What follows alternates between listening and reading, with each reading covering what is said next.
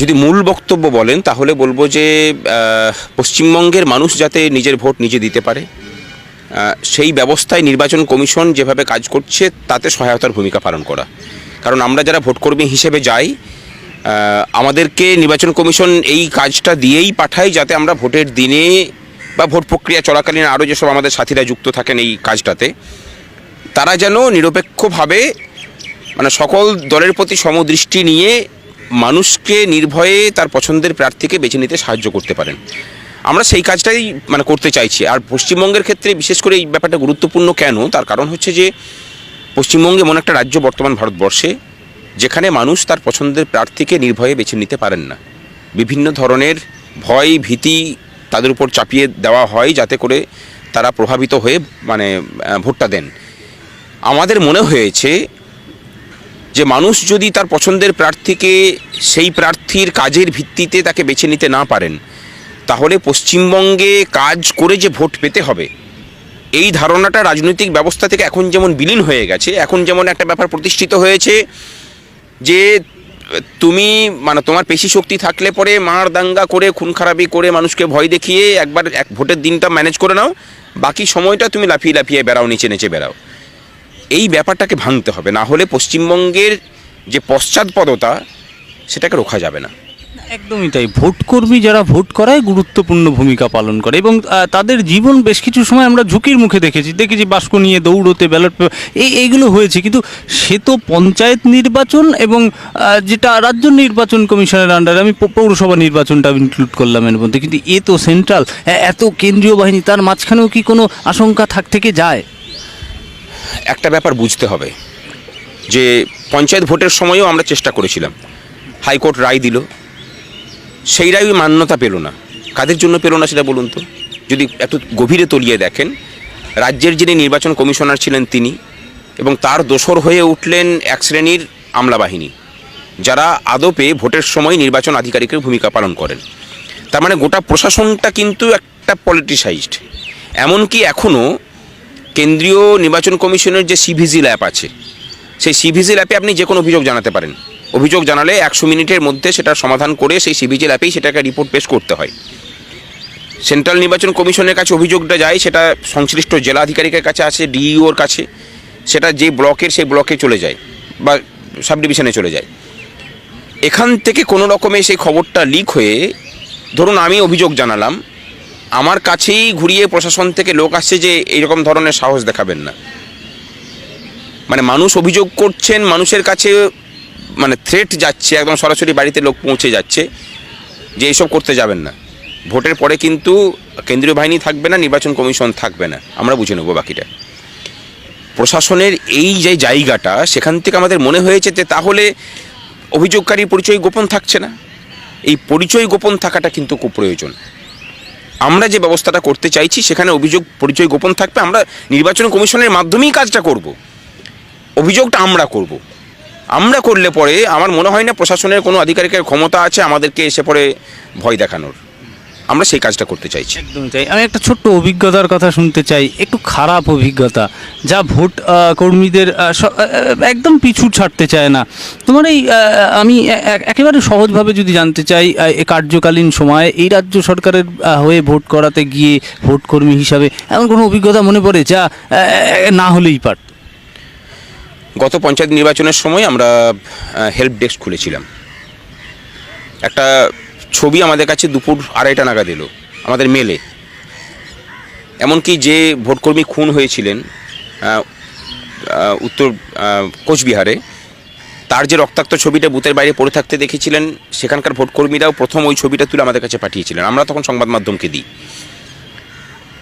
ছবিটা। যেটা পাঠানো হলো আমাদের কাছে দক্ষিণ 24 পরগনার একটা বুথ থেকে, বুথের মধ্যে মানে প্রিসাইডিং অফিসারের টেবিলের উপরে বোম রাখা এবং এত বড় একটা মানে ভুজালি রাখা আর কি, ভোটটা লুট হচ্ছে।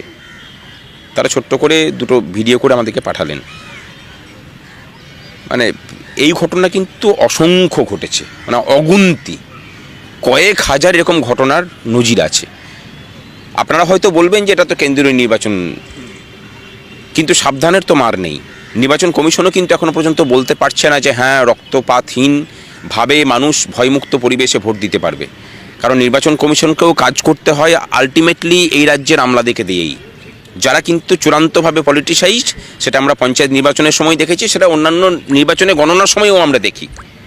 মেশিন খোলা হয় না, টেবিলে যখন গণনা হচ্ছে টেবিল থেকে যখন সেটা পুট আপ হয় সেখানে রেজাল্টটা চেঞ্জ হয়ে যায় এই সময়টার মধ্যে। মানে এত বিস্তৃতভাবে এই বিষয়গুলো আছে, সাধারণ মানুষও জানে না। আমরা যারা সরকারি কর্মচারী, যারা এই কাজটার সাথে যুক্ত থাকে, তারা আমরা জানি। আমরা সেই কথাগুলোই নির্বাচন কমিশনের কাছে সরাসরি পৌঁছে দিতে চাই। নির্বাচন আধিকারিকরা যে দুর্নীতিটা করে পড়ে এই রাজ্যের মানুষের অধিকারগুলোকে বন্ধ করে রাখতে চাইছেন, আমলা বাহিনী, আমাদের লড়াইটা সেই জায়গাতে গিয়ে মানুষের অধিকার প্রতিষ্ঠার লড়াই, অন্য কিছু নয়। এই রাজ্যে যদি ভোটটা স্বচ্ছভাবে হয়, মানুষ যদি কাজের ভিত্তিতে তার পছন্দের প্রার্থীকে বেছে নিতে পারেন, তাহলে আলটিমেটলি যেটা হবে, কাজ করার একটা তাগিদ আসবে, যেটা অন্যান্য রাজ্যে আছে। না হলে চেঞ্জ করে দেবে। এখানে মানুষ সেটা চাইলেও পারে না। আপনি ভোট দিতে যাবেন না, দেখতে পাচ্ছেন বিভিন্ন জায়গাতে ভয়ভীতির পরিবেশ তৈরি হচ্ছে। সেখানে কোন মানুষটা রিস্ক নিয়ে ভোট দিতে যাবে বলুন তো? আমাদের মনে হয়েছে কোথাও যেন যে আমরা তো সিস্টেমের বিরুদ্ধেই লড়াই করতে বসেছি। আমাদের ডিএ না পাওয়া, এই রাজ্যের 6 লক্ষ শূন্য পদে স্বচ্ছতার সাথে নিয়োগ না হওয়া, এগুলো সব সিস্টেমের বিরুদ্ধে লড়াই। এমনকি রাজ্যটার এমন বেহাল দশা হয়েছে যে স্থায়ী কর্মচারীর সংখ্যা এত কম হয়ে গেছে যে নির্বাচন কমিশনের লিখিত নির্দেশ থাকা সত্ত্বেও ডিএমরা অস্থায়ী কর্মচারীদেরকে ডিউটি দিচ্ছেন, মানে শত নিষেধাজ্ঞা উপেক্ষা করেও, কারণ তাদের কাছে কর্মচারী নেই। রাজ্য সরকার এই রাজ্যটাকে এমনই খোকলা করে দিয়েছেন। আমাদের লড়াইটা সেখানটাতেও আমরা বলছি যে ওই কর্মচারীটাকে আগে তুমি স্থায়ী করো, তারপর তুমি তার কাছ থেকে স্থায়ী কর্মচারীর মতো পরিষেবা নাও। তুমি তাকে অস্থায়ী রাখবে, তার শ্রমের সঠিক মজুরি দেবে না, তারপরে তুমি তার কাছ থেকে স্থায়ী কর্মচারীর মতো ডিউটি করিয়ে নেবে, এটা হতে পারে না। এ তো ভারী সমস্যা। মুখ্যমন্ত্রী মমতা ব্যানার্জি একদম ক্ষমতায় এসেই বলেছিলেন 2-1 বছরের মধ্যেই যে তার একেবারে 100% কাজ সমাপ্ত হয়ে গিয়েছে।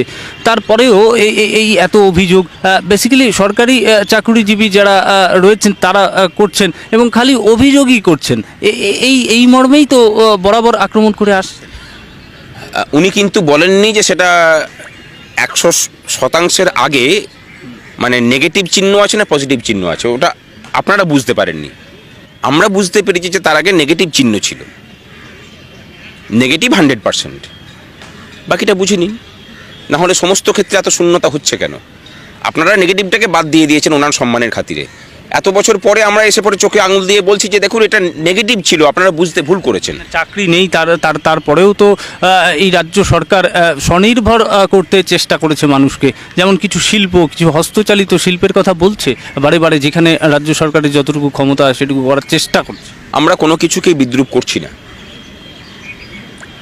গতকালকেই একটা রিপোর্ট এসেছে, আমি দেখছিলাম পড়ে, সেটাতে যে সেমিকন্ডাক্টর একটা খুব সফিস্টিকেটেড একটা বিষয়। আজ থেকে 10 বছর আগেও ধরুন সেমিকন্ডাক্টর যে ইন্ডাস্ট্রি, যে তার মধ্যে ভারতের কোনো যোগদান ছিল না। ভারতের যে আইটি সেক্টর সেটা সাধারণত ওই ফিনিশিং, মানে সেখানে উদ্ভাবনী শক্তির বিষয় ছিল না।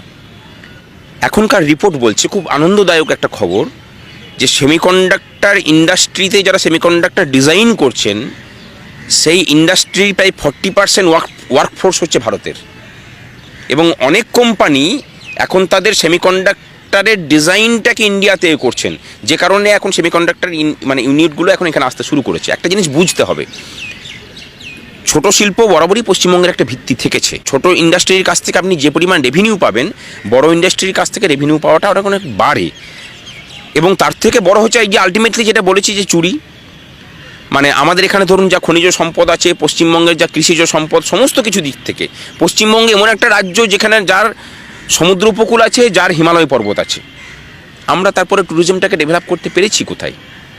মানে আমি বেসিক সমস্যাগুলো বলছি, যে পশ্চিমবঙ্গটাকে পরিকল্পিতভাবে এগিয়ে নিয়ে যাওয়া, একটা অর্থনৈতিক শক্তিতে পরিণত করার চিন্তাভাবনা দীর্ঘদিন থেকে হয়নি।